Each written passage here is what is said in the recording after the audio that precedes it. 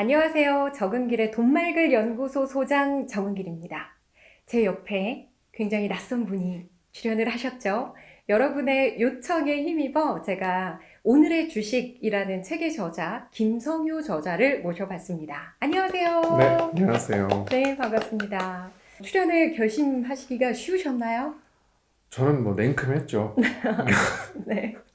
오늘 우리가 네, 주식에 대한 이야기를 해볼 네, 거예요. 사실 저는 전업 투자자를 네. 처음 만나봅니다. 아, 네. 네, 일단 저희 시청자 여러분께 네. 자기소개를 먼저 부탁드릴게요. 네, 안녕하세요. 저는 경제 전문지 어피티라는 뉴스레터에 매일같이 이제 주식에 대한 글을 기고를 하고 있고, 또 얼마 전에 이제 오늘의 주식이라는 책을 출간을 하게 된 필명은 효라클, 네, 본명은 김성효라고 합니다. 네, 날마다 주식에 관한 이야기를 한다고 하셨는데 네.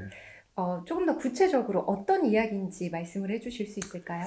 그러니까 이제 어피티를 보신 분들은 알겠지만 내일 어떤 이슈가 될 만한 그런 것들을 제가 이제 골라가지고 그 이슈랑 관련된 종목이 뭐가 있는지를 찾아서 이제 내일 이런 이슈가 있는데 이거랑 이 종목이 왜 관련이 있는지를 이제 풀어서 이제 써주고 있죠. 그때 이야기한 이슈와 종목들이 네. 성적이 괜찮았다고 들었거든요. 네, 일단 지금까지는 네. 좋은 편입니다. 그러면은 네. 바로 본격적으로 이야기를 해보죠. 네. 어떤 이슈를 봤을 때 어떤 종목에 주목을 해야 하고 네. 우리가 그 이슈가 종목과 연결된 것이라는 걸 알아챌 수 있는 네. 그 힌트를 어디에서 얻을 수 있는가? 최근에 있었던 얘는 뭐 클럽하우스. 네, 네, 클럽하우스 엄청 이제 핫했잖아요. 그쵸. 그래서 이제 클럽하우스가 인기면서 아이폰에서밖에 안 되니까 중고 아이폰을 그렇게 살려고 네, 아, 사람들이 네. 갤럭시 유저들이 그렇게 하는 바람에 이제 중고 아이폰 사업을 하는 회사가 이제 많이 오르기도 했고 아, 중고 아이폰 사업을 하는 회사가 있어요? 그렇죠. 중고 아이폰을 가입시키는 알뜰폰 사업자죠. 쉽게 말하면. 옛날 구형 모델이나 중고 네, 폰으로 폰을 팔면서 알뜰폰에 그렇죠. 가입하는 네, 맞습니다. 네. 그래서 제가 이제 어피티에 그 당시에 썼던 거는 세종텔레콤이었는데, 아, 네, 세종텔레콤에 이제 그 스노우맨이라는 브랜드가 있었어요. 네. 그래서 이제 제가 어피티에다가 이제 스노우맨 여기서 중고 아이폰 사업을 하니 여기 매출이 이제 엄청 늘 것이다. 그래서 이제 여기에 주목을 하면 좋겠다라고 해서 그 뒤로 이제 세종텔레콤이 올랐지만 네. 문제는 클럽하우스의 인기가 언제까지 갈 것인가? 그렇죠. 완전 지금 없어졌단 말이죠. 그쵸. 그러니까 대부분 이제 그런 게 위험하다. 아, 거기서 손해를 본다 하는 분들은 이제 그냥 클럽하우스가 너무 대단하게 느껴지는 거예요. 근데 내가 이걸 잘 될 거라고 기대하고 사지 이게 뭐 금방 사그라들 거라고 기대하고 사는 게 아니기 때문에 그렇죠. 일단은 산다는 행위 자체가 이런 위험이 곧 나타날 거야 이런 생각까지 미치진 않잖아요. 그렇죠. 그래서 제가 어피티 매일 쓰는 이유가 그거예요. 매일매일 네. 이렇게 새로운 이슈가 있고 좋은 게 계속 나오니 아, 너무 여기에 이제 매몰돼가지고 네. 이렇게 막 그럴 필요가 없다는 그런 거거든요. 아, 그래서 휙휙 그냥 오늘 이런 이슈가 있었구나 해서 샀는데 그게 엄청 올라주면 좋은 거죠. 그러면 이제 팔아서 어느 정도 수익을 챙기고 그 다음에 내일 또 새로운 게 나올 거니까요. 네. 그걸 기다릴 수 있는 거거든요. 근데 대부분 사람들이 이걸 못하는 이유가 뭐냐면 망상을 아까 말씀드린 것처럼 막 혼자 생각을 하게 되는 이유도 결국엔 따지고 보면 매일매일 새로운 이슈 그거를 잘 모르기 때문이라고 저는 생각을 해요.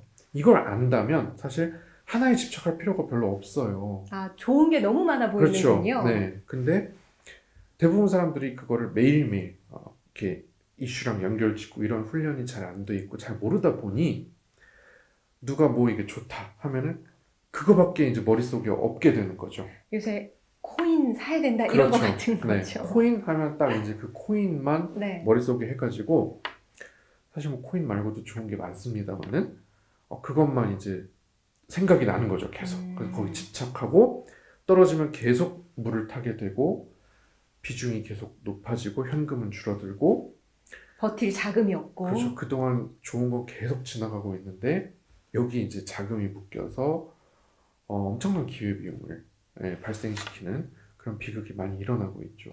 근데 지금 이 방송을 보시는 분들도 네. 저도 그렇고 생업이 있고 네. 다른 직업이 있는데 이렇게 날마다 이슈를 챙기고 이거를 어떤 주식의 종목과 연결하고 발견하고 이런 것들이 충분히 어떤 전업 투자자가 직업을 대하듯 할 수 네. 있는 건 아니란 말이죠.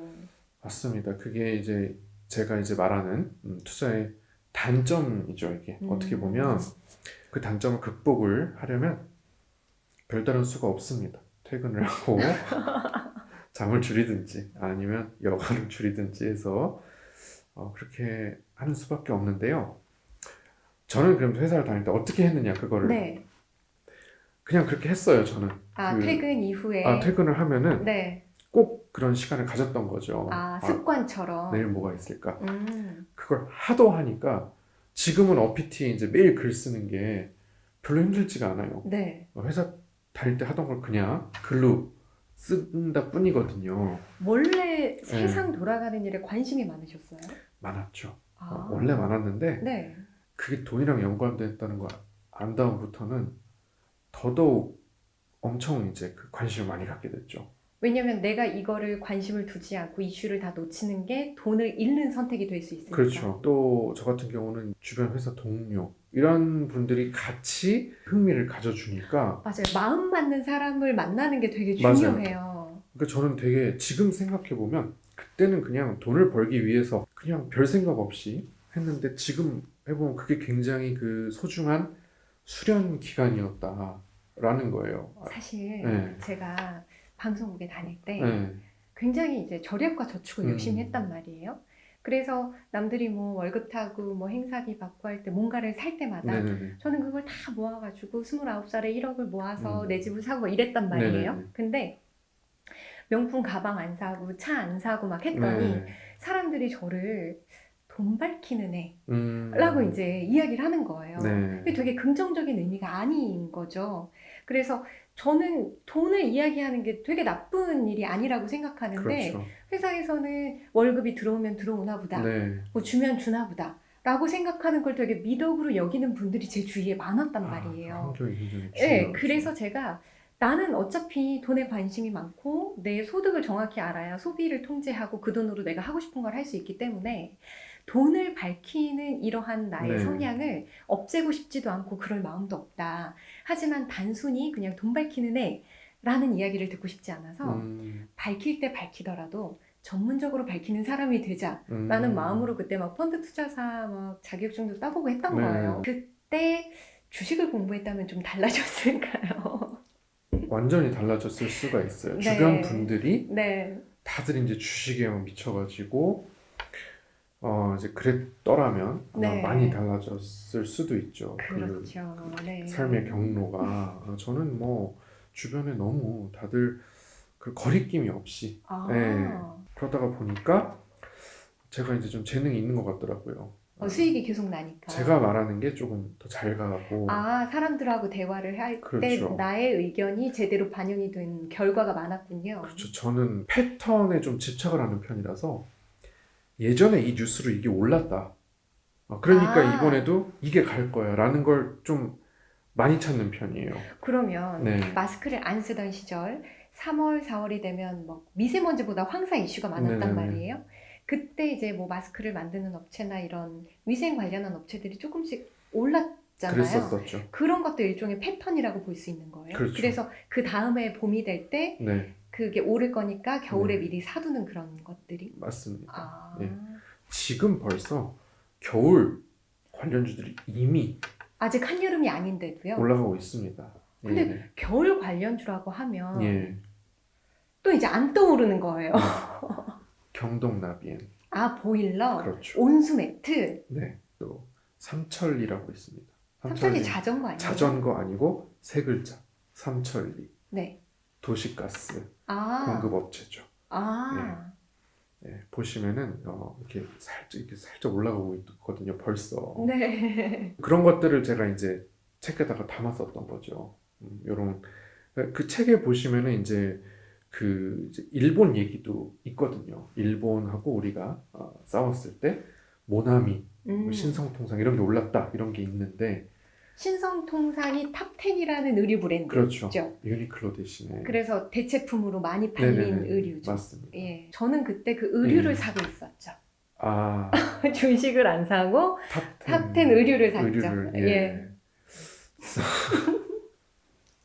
그래서 네. 저는 그 회사에서도 그냥 이제 나중에 한 몇 년 지나니까 아주 그냥 반사적으로 아. 모두가 탑10 입고 있으면 신성통상 이렇게 그냥 이렇게 할 정도가 돼가지고, 그래서 여러분들도 이제 그런 분들이 사실 주변에 좀 많으면 좋을 것 같은데, 다행인 거는 요새 그래도 동학개미 운동으로 그런 분들이 많아져서 네. 회사에서 그런 얘기를 거리낌 없이 하니까요. 그건 다행이다. 네, 그러면 네, 이쯤에서 궁금한 게 이런 전업 투자자는 얼마의 수익을 기록하고 어떤 원칙에 따라 투자를 하는가 이게 궁금해요.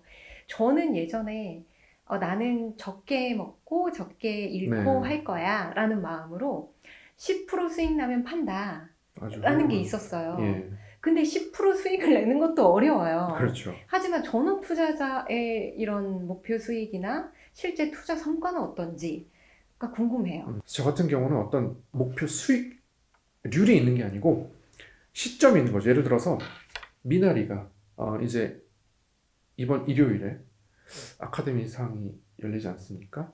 그 윤여정 배우가 아마 여우조연상을 탈 겁니다. 이 방송이 언제 나갈지 그 모르겠지만 이후가 될 거예요.